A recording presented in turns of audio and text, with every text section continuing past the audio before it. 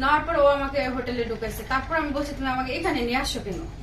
কয় সমস্যা কি, আসি যে তোর সময়টা একটু কাটায় যায়। আমি বলছি আমি এখনই চলে যাব।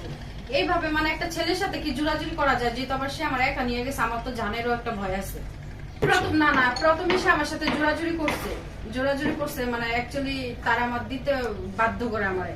সে আমারে প্রথমে আমার কিছু ছবি তুলে, হোটেলে কিছু ছবি তুলে, তখন মানে তার কাছে আমি মানে হয়ে গেছি। অন্য সারা কিছু ছবি তুলছে, বলছে যে তুমি যদি আমার সাথে শারীরিক মেলামেশা না করো তাহলে তোমার সমস্যা হইতে পারে। অন্য তো মনে করেন আমার পড়ানো টপ ছিল। আচ্ছা আচ্ছা, কিছু পার্সোনাল মুহূর্ত তার ইয়ে করা যায়। হ্যাঁ, আমার খোলামেলা ছবি সে ধারণ করি আমার মূলত তার নিছে।